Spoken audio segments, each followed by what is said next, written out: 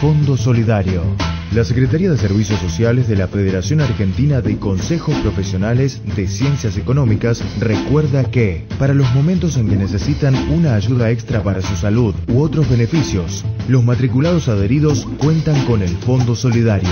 Beneficio complementario para prácticas complejas. Los matriculados de los consejos adheridos y sus familias poseen beneficios complementarios y ayudas económicas destinados a cubrir prácticas y otros servicios, no incluidos en planes de cobertura médica habituales. El Fondo Solidario está constituido con el aporte de todos. Por eso, cuando lo necesite, utilícelo. Si tiene dudas o consultas sobre las prácticas, los beneficios o los servicios que contempla, contáctese con el consejo profesional en el que se encuentra matriculado. El Fondo Solidario está a disposición para ser utilizado. No dude en contactarse.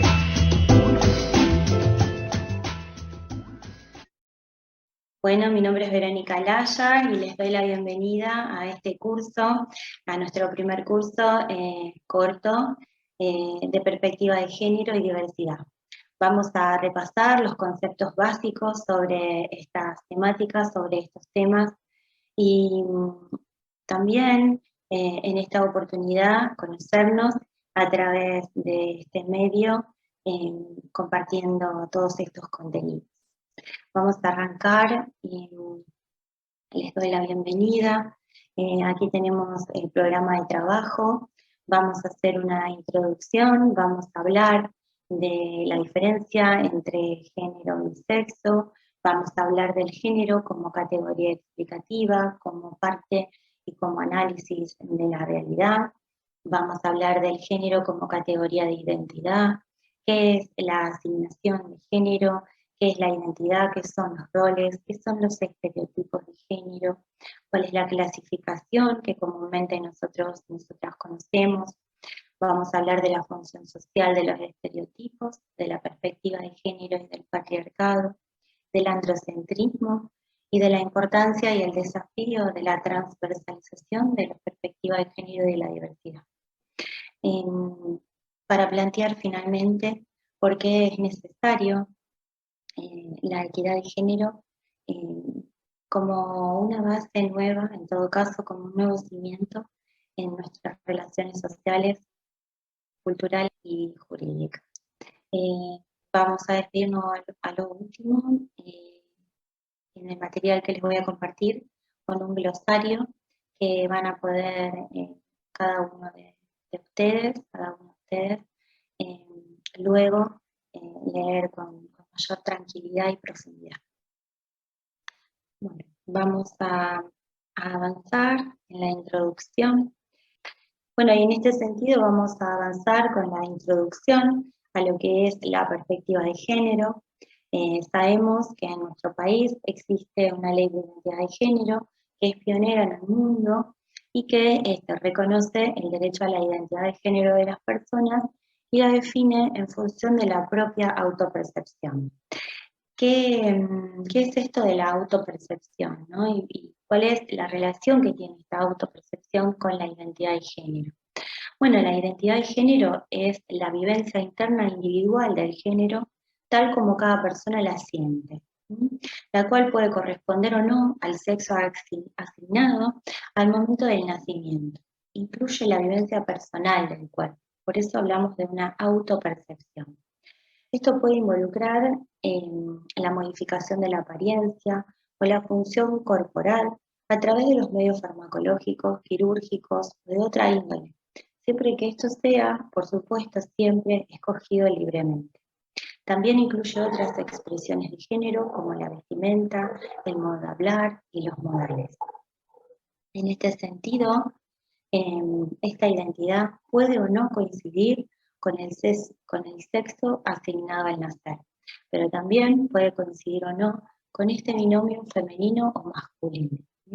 Estos dos estereotipos, femenino y masculino, y también vamos a ir viendo en el avance de este curso cómo es necesario deconstruirlos y volvernos a pensar en una mayor y mejor diversidad como seres humanos, ¿no? El respeto por la diversidad sexual y de género en las infancias y en las adolescencias, pero también en la vejez, y en las distintas configuraciones familiares supone que las identidades trans, travestis, intersexuales, entre otras, históricamente invisibilizadas, criminalizadas y patologizadas, deben ser visibilizadas y nombradas como una primera aproximación al reconocimiento de sus derechos y estatus de ciudadanía. Esto es muy importante, sobre todo teniendo en cuenta que estas posibilidades de que en el presente libremente cada uno de nosotras, cada uno de nosotros podamos manifestarnos en nuestros modos de vivir, en nuestros modos de ser, es imperante que haya un espacio de respeto, de contención, un espacio ameno, ¿eh? Para poder vivir y para poder empezar a disfrutarnos en esta vida en la mayor libertad y respeto posible. Em, la diferencia entre sexo y género. Em, Esto me parece interesante como concepto básico rescatarlo. ¿Por qué? Porque por lo general pensamos el sexo y el género como sinónimos, ¿sí? Para diferenciar conductas, actividades y forma de ser en los hombres y en las mujeres. Pero sin embargo, sexo y género son dos conceptos distintos. El sexo se entiende como las características anatómicas de los cuerpos, ¿sí? Incluida la genitalidad, así como las características morfológicas del aparato reproductor y aspectos tales como las diferencias hormonales y cromosomáticas. En cambio, el género se refiere a las características socialmente construidas sobre la base de la diferencia sexual biológica. El género es una construcción social. Incluye todas las creencias, comportamientos, funciones, relaciones entre mujeres y hombres, construidas por la sociedad y asignadas según el sexo con el que nacemos. Como sabemos en este sentido, como estamos viendo, que el género es una construcción social, también sabemos que en este sentido podemos construirlo y deconstruirlo. ¿Mm? Y como se ha generado en el género esta deconstrucción necesaria en nuestros modos de pensar y en nuestros modos de vivir la vida, nuestros pasos por el mundo como seres humanos, es que también vamos a explorar el género en distintas categorías de análisis y sobre todo como una necesaria, un necesario dato que se toma, ¿no? También para poder ir avanzando en investigaciones, en objetivos, sobre todo lineamientos que pueden ser y acompañar políticas públicas, políticas internacionales, atravesamientos en todo lo que tiene que ver con los grupos vulnerables, por ejemplo, en lo relacionado con las mujeres, para dar un ejemplo concreto, el trabajo que está llevando adelante, por ejemplo, Naciones Unidas, de mujeres, en virtud de los objetivos que tiene planeado para el 2030. Pueden ustedes luego también chequearlo esto. Y dentro de estos objetivos, el género, la igualdad y el género es uno de los lineamientos más importantes que se plantea en el trabajo de Naciones Unidas, no solamente en el trabajo con mujeres, sino también en el logro de poder lograr la equidad de género, la igualdad, el equilibrio en una nueva perspectiva, ¿no? Entonces, por eso me parece interesante tomar el género como una categoría de análisis para poder entender y estudiar las relaciones de poder entre hombres y mujeres en la sociedad. El género surge como una categoría explicativa, esto que les mencionaba antes, y es adoptado desde las distintas disciplinas científicas. ¿Por qué? Porque demuestra ser útil para poder delimitar, para poder precisar, para poder mostrarnos con mayor precisión cómo la diferencia biológica, en este caso, se convierte en una desigualdad real, ya sea económica, social, política, laboral, entre hombres y mujeres. Y en este sentido, el concepto de género, tal también como lo decíamos anteriormente, permitió cuestionar la validez del determinismo biológico de los sexos, según el cual muchas de las funciones sexuales asumidas por hombres y mujeres eran determinadas por su sexo y eran prácticamente innatas, o sea, no se cuestionaban. ¿eh? Ahora vamos a ver, avanzado nuestro curso también, los estereotipos y los roles y las funciones que se nos asume, esto innata, por el solo hecho de nacer hombre o de nacer mujer. Y cómo esto nos determina en el devenir de nuestras vidas de manera inconsciente, en nuestras elecciones, en los modos en los que vamos desarrollando nuestras actividades, en nuestros juicios, en nuestros prejuicios, en los modos en los que avanzamos en la crianza de nuestros hijos, nuestras hijas. Bueno, en definitiva, en todo el desarrollo de nuestra vida, lo que pasa casi desapercibido porque lo tenemos sumamente arraigado. Es como una sutil manera de andar en el mundo que vamos a ir eh, deshilachando en estos primeros conceptos que vamos a ver para ayudar a repensarnos, a abrir un poco nuestros pensamientos, nuestros paradigmas y encontrarnos en modos de pensar y de sentirnos más libres, más abiertos y más diversos. ¿eh? Eh, bueno, desde la perspectiva psicológica, el género es una categoría compleja y se encuentra articulada con distintos conceptos que son súper interesantes y necesarios que desglosemos en este curso. Em, Sobre todo cuando hablamos del género como categoría de identidad.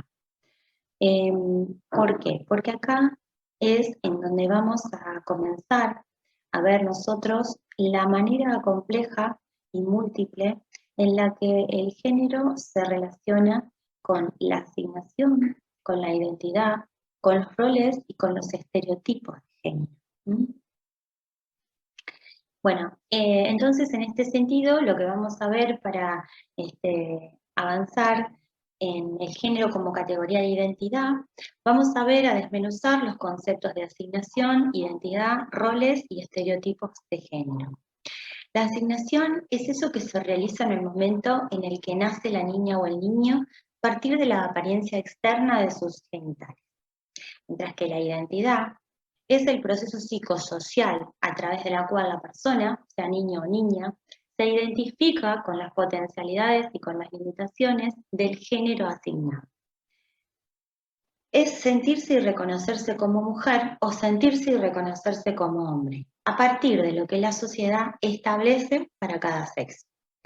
A la identidad de género están articulados otros conceptos que buscan reafirmar lo que se ha construido a partir de lo femenino y a partir de lo masculino. Esto es muy importante, porque estos otros conceptos que reafirman lo construido a partir de lo femenino y de lo masculino es lo que hace, lo que genera que los estereotipos de género estén tan fuertemente arraigados en nuestra sociedad y también en nuestros modos de pensar, en nuestros modos de vivir, en nuestros juicios, en nuestros prejuicios y en los modos en los que construimos nuestra mirada sobre el mundo. Y acá entonces vamos a hablar de los roles, porque los roles son este conjunto de deberes, de prohibiciones y expectativas acerca de los comportamientos y actividades considerados socialmente apropiados para las personas que poseen un sexo determinado. Y en este sentido, me parecen interesantes estas preguntas. ¿Quiénes realizan el rol productivo? ¿Quiénes realizan el rol reproductivo?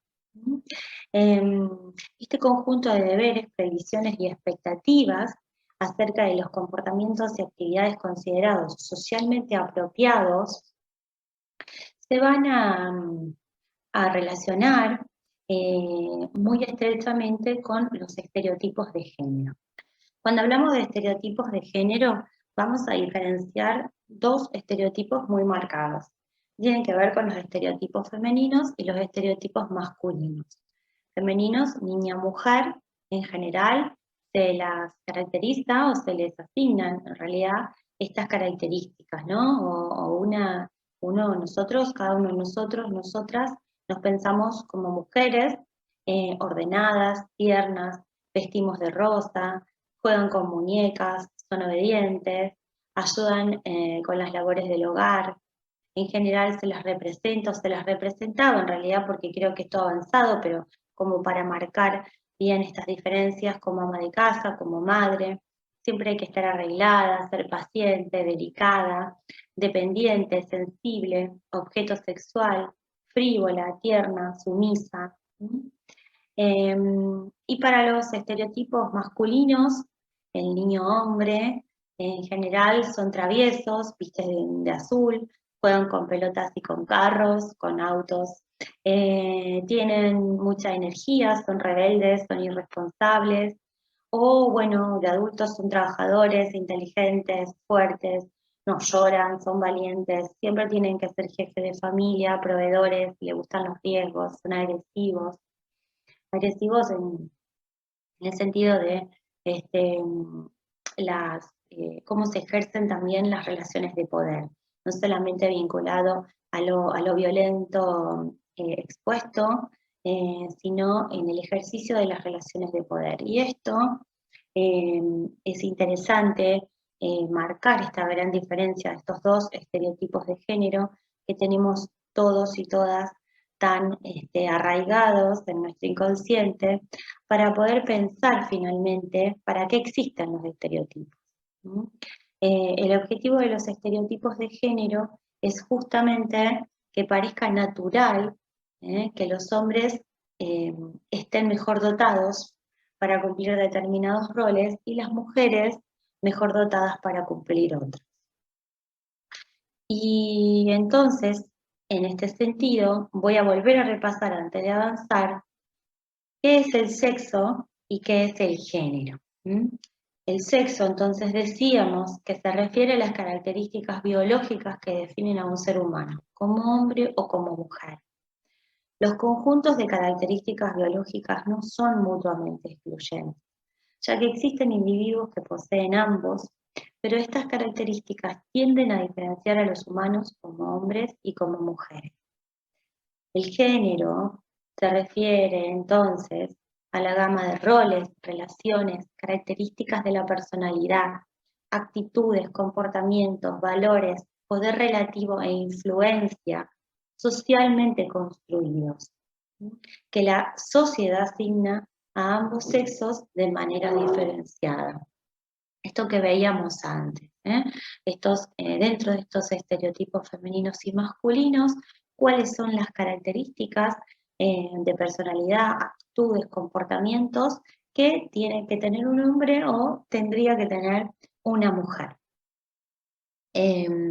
Mientras que el sexo biológico está determinado por características genéticas y anatómicas, el género es una identidad adquirida, es una identidad socialmente construida, el género es una construcción social, es aprendido y va a variar ampliamente intra e interculturalmente.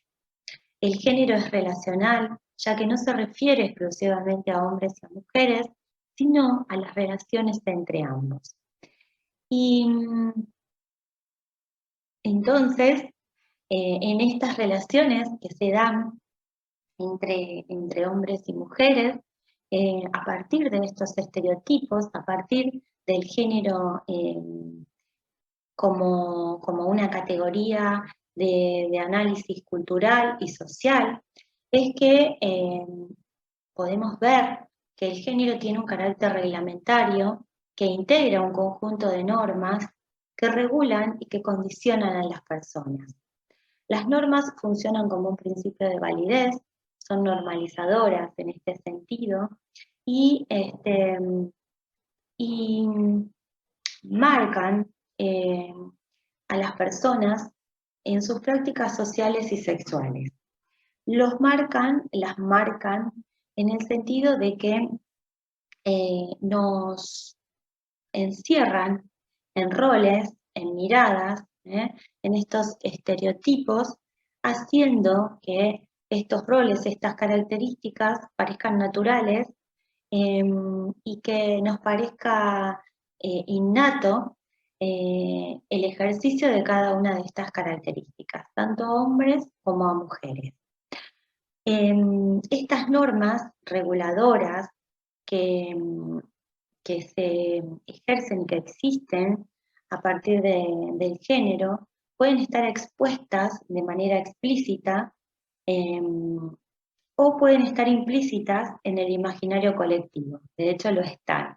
Y muchas veces son difíciles de percibir, ya que se han naturalizado como propias del comportamiento normal del ser humano. Y en este sentido es interesante poder pensar y repasar qué es esto de la socialización del género, ¿no? Nosotros cuando hablamos de la socialización del género, hablamos de este proceso conforme a los estereotipos, los roles, que tanto niñas, niños, adolescentes comparten y aprenden en el ámbito familiar, en el ámbito educativo, a través de los medios de comunicación. A través de esta socialización es en donde se transmite cómo se van a representar los géneros, qué características diferenciales se les va a atribuir, qué significación social se va a construir en torno a la diferencia de los sexos y cómo las niñas y los niños reciben los mensajes desde la interiorización de las pautas de género. Los roles de género, y en este punto, vuelven a relacionarse en la socialización porque aparecen como estas normas sociales y comportamentales generalmente percibidas como apropiadas para hombres y mujeres, en un grupo o contexto social determinado. Es decir, que son los comportamientos que se construyen y que se perciben socialmente como adecuados para cada sexo. Por ejemplo, lo que ya vimos anteriormente, reforzamos, las niñas juegan con muñecas, es considerado propio de su rol de género, así como que los niños se interesen, por ejemplo, por los deportes, por el fútbol o jueguen con autos. Entonces, en este punto, los estereotipos de género podemos avanzar en decir que son un conjunto de ideas, representaciones y patrones convencionales, simplificados y empobrecedores sobre las personas o grupos que se van construyendo en base solamente a la diferencia sexual. Los estereotipos tienden a perpetuarse y son violatorios de la igualdad ante la ley. El estereotipo femenino asigna características de debilidad y pasividad en general, mientras que el estereotipo masculino identifica al varón como fuerte y activo. La naturalización y la reproducción de estos estereotipos de género va afectando la vida de las mujeres, de las niñas y sobre todo también, en este presente, de las disidencias sexuales, ya que esto genera, por supuesto, múltiples condiciones de discriminaciones e inequidades que limitan el desarrollo, la autonomía y el acceso a derechos. Es interesante plantear este orden de género y la inequidad que se plantea a través de las discriminaciones en las asignaciones de las características propias de cada uno de los sexos, en función de poder traer al curso cómo se relaciona el orden de género instalado en el patriarcado y en la heterosexualidad, como un principio normativo y como un principio regulatorio de nuestras conductas, de nuestra vida en sociedad. El orden de género se basa, por supuesto, en una jerarquización de la sexualidad que se va a traducir como una jerarquización del género. A través del patriarcado y de esta instalación de la heterosexualidad como principios normativos y regulatorios. Vamos a comparto algunos dispositivos disciplinarios y de vigilancia que podemos ver a través del tiempo del orden del género.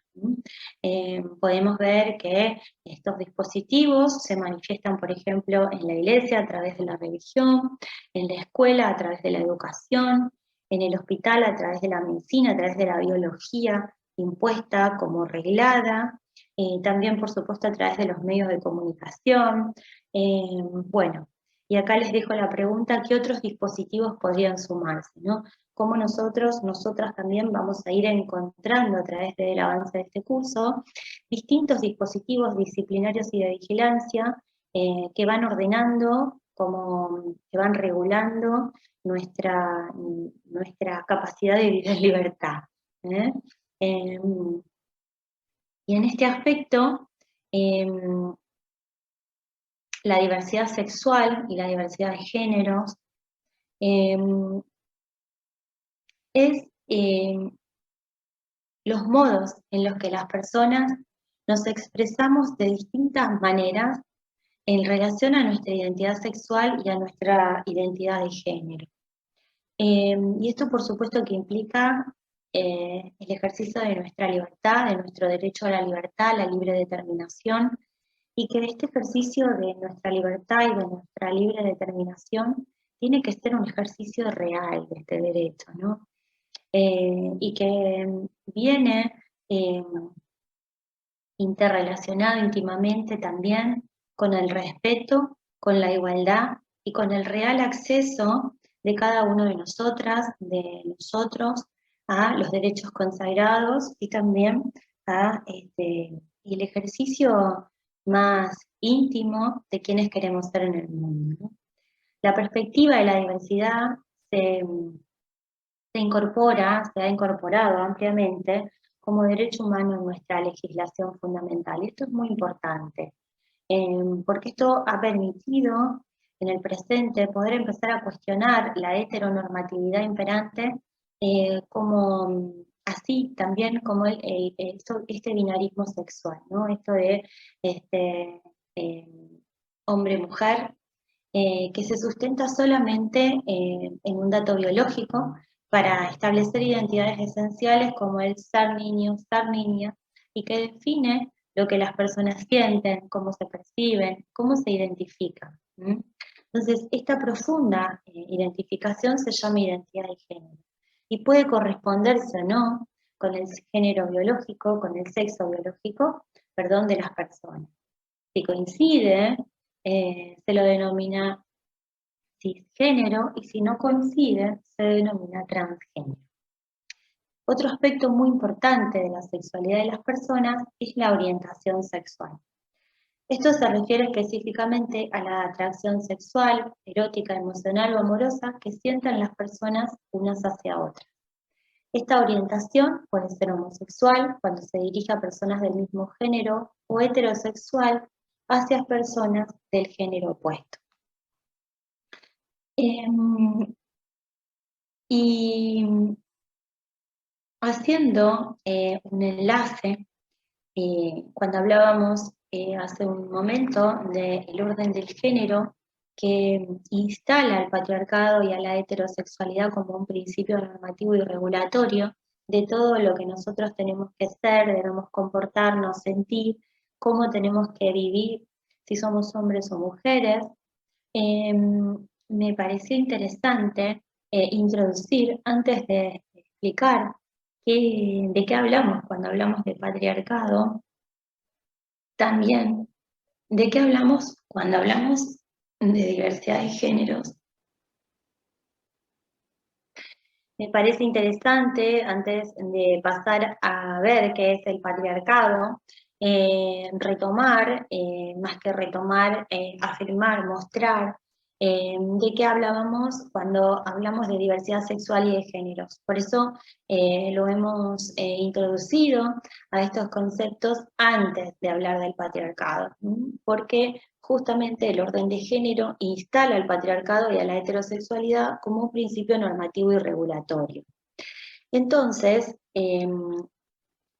este patriarcado, que es lo que en este momento tanto está en tela de juicio, ¿no? En discusión, es este sistema, esta cultura, esta sociedad, donde los hombres tienen el poder o la facultad de decidir sobre todo, incluyendo la vida de las mujeres y de toda la familia.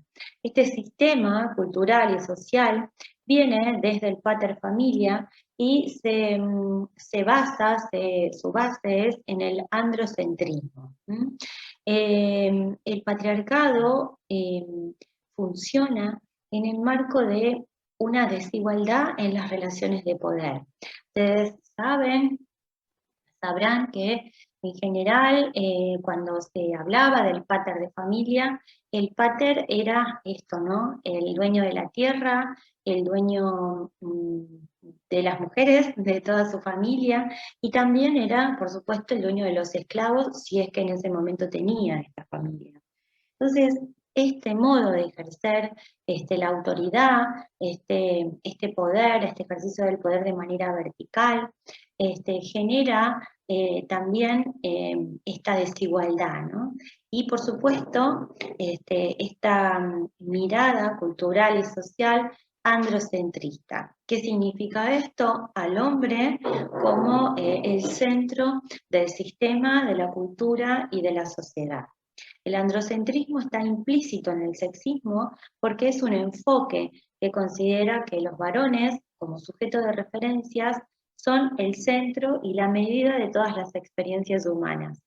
Y las mujeres y las disidencias sexuales y de género son personas dependientes y subordinadas a ellos.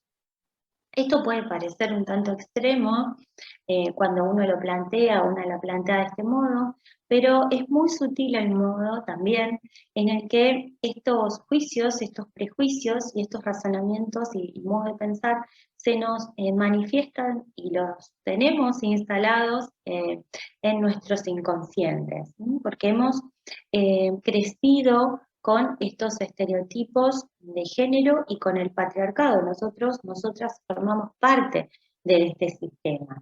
Las marcas del androcentrismo y del sexismo se encuentran en el lenguaje, sobre todo, en dos maneras explícitas. Una es en el uso del género gramatical masculino como si fuera genérico para todos, para todas, y también en la representación del varón como sujeto hegemónico. Los pilares del patriarcado, por nombrar tres pilares generales, vemos que se tiende a una desvalorización de lo femenino, una sobrevaloración de lo masculino y una división sexual del trabajo.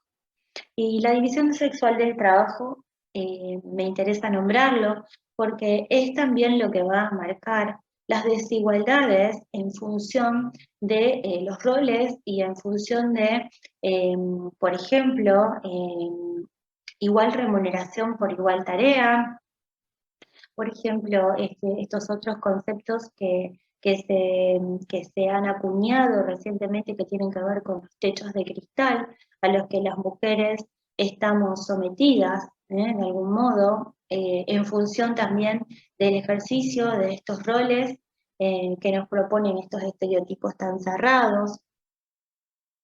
Y, eh, y también que han sido muchas veces causas, por supuesto, de actitudes de discriminación y de desigualdad.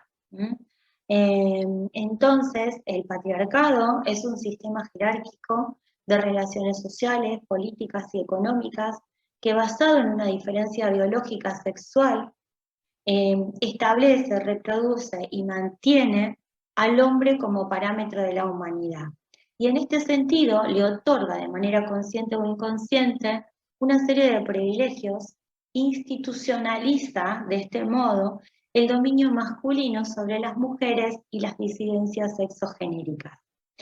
Esta opresión se manifiesta de distintas maneras en las sociedades, esto que hablábamos antes, algunas son explícitas, otras implícitas, muy sutiles, en todos los ámbitos en que se desarrolla la vida.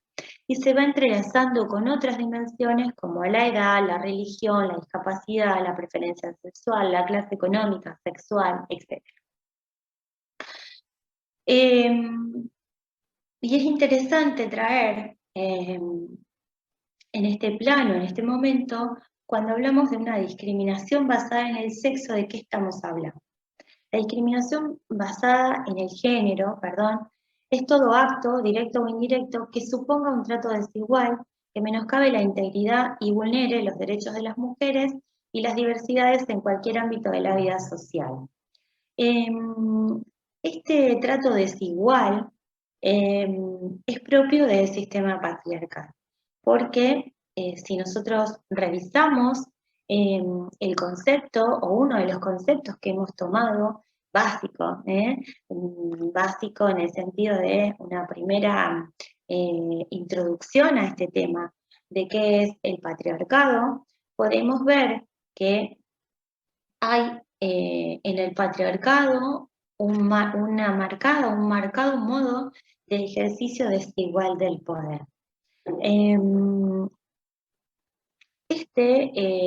Trato desigual, ejercicio desigual en los roles de poder, por supuesto que ya desde el vamos está planteando una discriminación, o sea, una desigualdad.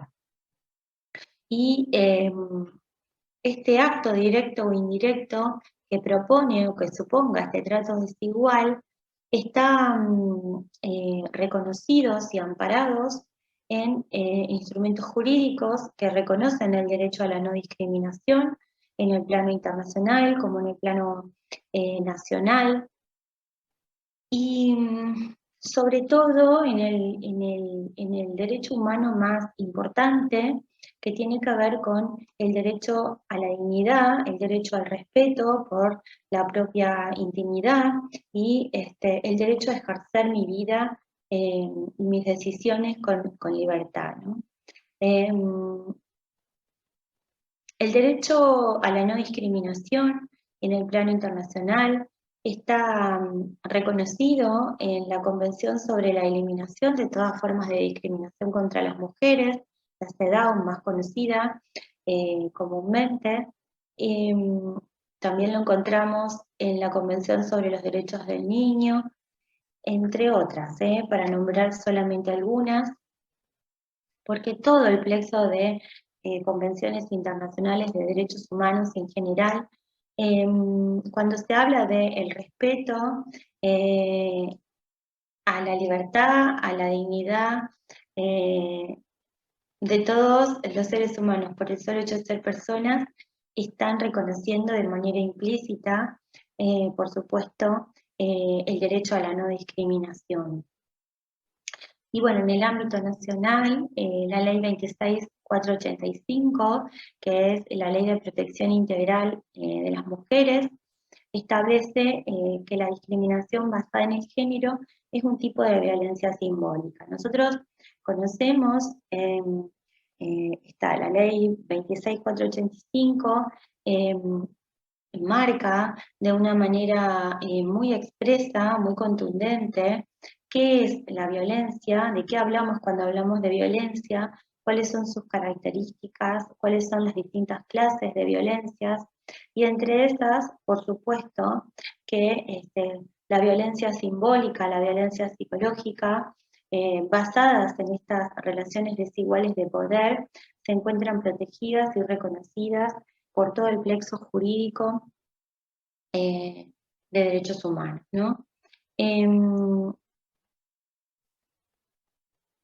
En este sentido, me parece interesante volver sobre los pilares del patriarcado para remarcar esta desvalorización de lo femenino y esta sobrevaloración de lo masculino que genera este sistema, esta cultura en la que nosotros y nosotras estamos en este momento desempeñando nuestras vidas, nuestros roles, nuestras profesiones, ¿no? Para entender que esta desvalorización de lo femenino y de todo lo que es diverso, distinto, queda subordinado o dependiente de esta propuesta, autoritaria muchas veces que el sistema nos ofrece, ¿no? vamos a retomar entonces, en función de esto que venimos compartiendo, en la discriminación basada en el género, ¿qué es esto de la división sexual del trabajo? Porque también en esta división sexual del trabajo se generan muchas veces situaciones de discriminación, de inequidad y de desigualdad en lo laboral. Porque esta división sexual del trabajo son tareas excluyentes y de distinto valor social según el sexo. En la división sexual del trabajo, a los hombres y a las mujeres, como en todo lo que venimos viendo, se les han asignado espacios excluyentes. A grandes rasgos, a los hombres se les asigna el espacio público en el cual se realizan actividades productivas, se les asigna el lugar de la economía, de la política, de quienes ejercen el poder con plena investidura, ¿no?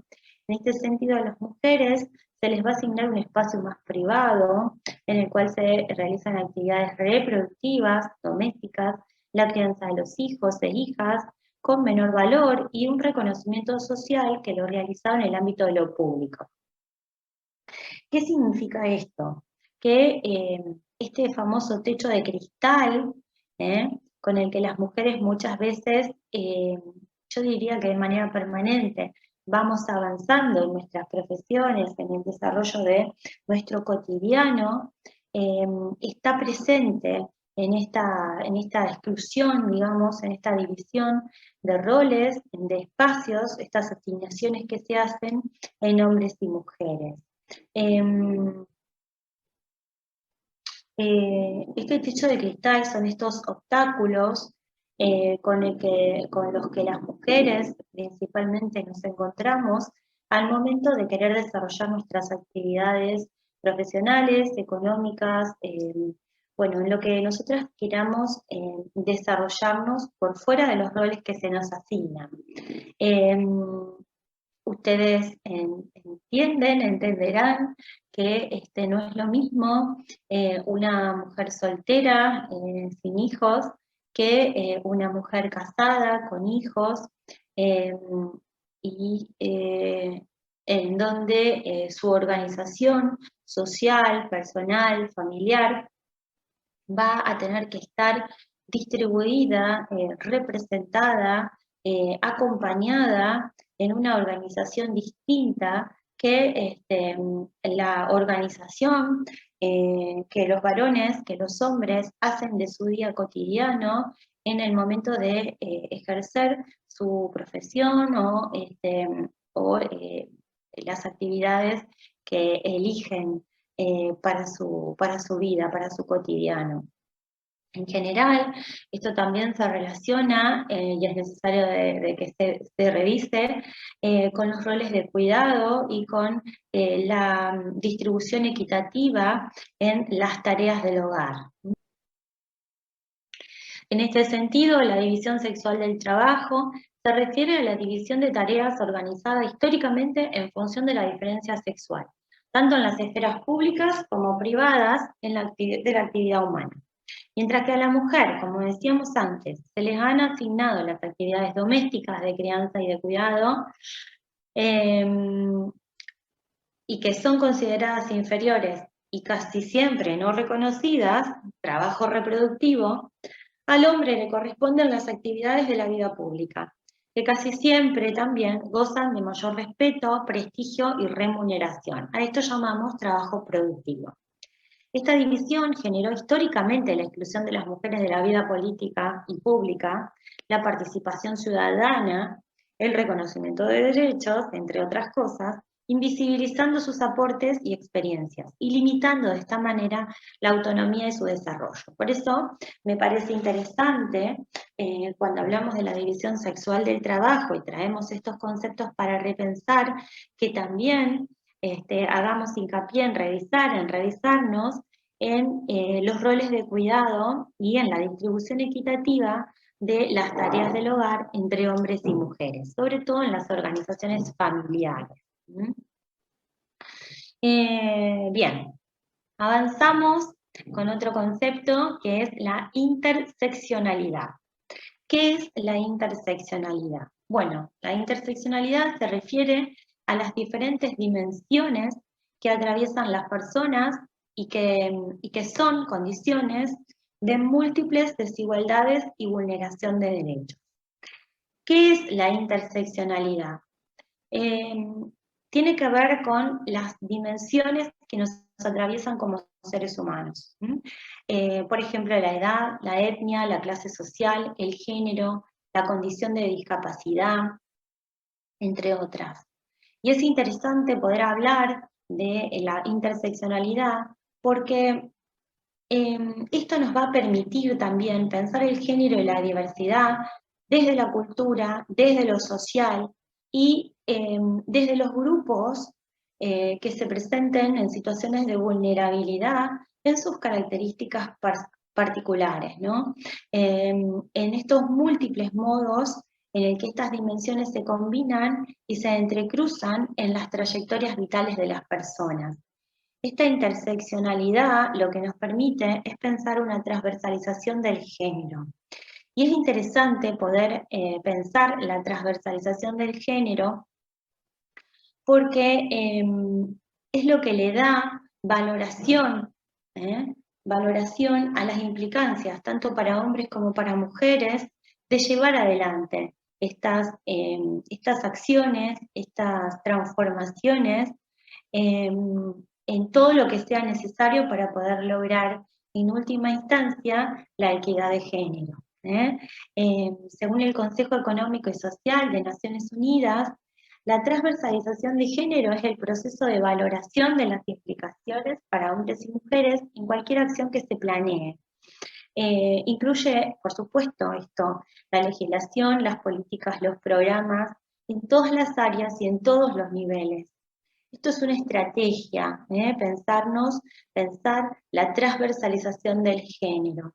Es una estrategia para hacer de las preocupaciones y experiencias, tanto de hombres como de mujeres, una dimensión integral en el diseño, en la implementación, en el monitoreo y en la evaluación de las políticas y programas que nosotros queramos implementar en todas las esferas, política, económica y social, de modo que ambos géneros se beneficien igualmente. Nosotros tenemos que pensar que esta transformación en el pensamiento, en el modo de pensarnos como seres humanos, como mujeres y como varones, no se hace en soledad ni se puede hacer tampoco planteándose como un modo, como si fuera un campo de batalla, ¿no? Sino que la propuesta tiene que ser transversal y tiene que ser una propuesta de intercambio, tiene que ser incluyendo a los varones también en este nuevo modo de poder pensarnos en el mundo. El objetivo último a alcanzar con todo esto que estamos revisando y con toda esta propuesta nueva que hay en función de poder pensar en la igualdad y el respeto, tanto en el género como en las diversidades, tiene que ver con poder lograr la equidad de género. Y en este sentido, el proceso de transversalización tiene que tener en cuenta los siguientes conceptos que vamos a remarcar. La equidad, que es lo que decía hace un momento, que es esta distribución justa de los recursos y del poder social en la sociedad. Es la justicia en el tratamiento de hombres y mujeres según sus necesidades particulares. Y es una medida, una manera, ¿no? Que se busca para poder cubrir el déficit histórico y social de las desigualdades por razón de género que ha habido a lo largo de la historia. En este sentido, cuando hablamos, bueno, justamente ¿para qué? Para poder llegar a una igualdad real. ¿De qué hablamos cuando hablamos de igualdad? Es una situación en la que todos los seres humanos son libres de desarrollar sus capacidades personales y son dueños de sus decisiones. Es la posibilidad de que ningún tipo de limitación impuesta por roles, estereotipos o prejuicios de ningún tipo, de ningún género, a mí me cercene mi derecho a mi amplio y libre desarrollo como ser humano. Implica que los comportamientos, las aspiraciones y las necesidades de hombres y mujeres han sido consideradas, valoradas y favorecidas de la misma manera. Y esto se relaciona íntimamente con el empoderamiento, ¿no? ¿De qué hablamos cuando hablamos de la necesidad de sentirnos mujeres y hombres empoderados, pero sobre todo mujeres empoderadas? ¿Qué es el empoderamiento femenino, no? Bueno, el empoderamiento es esto, esta toma de conciencia del poder individual y colectivo que tenemos las mujeres. Se trata de fortalecer esta posición social, económica y política de las mujeres desde la concepción del término poder como poder para y no como poder sobre. Es a través de este empoderamiento y del ejercicio de la autonomía que estas relaciones de poder que se plantean de una manera desigual, que se plantean de un modo autoritario en el patriarcado, por el sistema patriarcal, por el sistema androcéntrico, comienzan a tener un poco más de equilibrio, de equidad, a través de este empoderamiento, cuando las mujeres y los grupos vulnerables comienzan a tomar conciencia de su poder y a fortalecer su posición social, ¿no? Y en este sentido, entonces, se genera este corrimiento del término poder para, ya no, o cada vez menos, este poder sobre, ¿no? Y esto está ligado estrechamente también con la autonomía y con la autonomía económica, porque tenemos que tener las mujeres, los grupos vulnerables, la capacidad de ser proveedoras de nuestro propio sustento, así como el de las personas que de ellas dependen, y de decidir cuál es la mejor manera de hacerlo. Y esto también se relaciona con lo que hablábamos hace un momento en relación a la división sexual del trabajo. Porque mientras a las mujeres se nos siga asignando el espacio privado, las actividades solo reproductivas, domésticas, bueno, el desafío va a seguir siendo en este aspecto entonces avanzar más que nunca sobre nuestro propio empoderamiento y autonomía económica. Autonomía en todos los aspectos. Bueno, para ir cerrando entonces este curso de conceptos básicos, el desafío es apostar a la transversalización, tal como lo explicamos antes, la transversalización que tiene una dimensión política y una dimensión técnica, y que, por supuesto, lo que busca es incorporar las preocupaciones y las condiciones de hombres y mujeres en el diseño, en la implementación y en la evaluación de políticas, programas, proyectos y acciones. Incorpora este desafío, la perspectiva de género en la cultura organizacional de las instituciones, pero también en la cultura en general. Y bueno, asegura que mujeres y hombres se beneficien igualitariamente, con equidad, combate las desigualdades entre hombres y mujeres, y por supuesto que nos pone a todos, a todas, en una situación de responsabilidad, de corresponsabilidad, de poder ir generando espacios más respetuosos, más libres, espacios que sean igualitarios, equitativos, pero sobre todo en donde todos y todas tengamos la posibilidad de ser quienes queramos ser, de vivir nuestra vida con respeto y con libertad, básicamente. Bueno, muchas gracias por haber compartido conmigo esta primera introducción a estos conceptos básicos sobre género, sobre diversidad. Y en este marco, y a partir de todo el recorrido que hemos realizado en este primer curso, en este curso introductorio de estos nuevos conceptos, les agradezco mucho haber compartido este tiempo conmigo y espero que toda esta información les sea útil y sobre todo nos ayude y nos emplace a poder empezar a cambiar nuestra perspectiva, nuestra mirada y nuestra vida y nuestros pasos por el mundo. Muchas gracias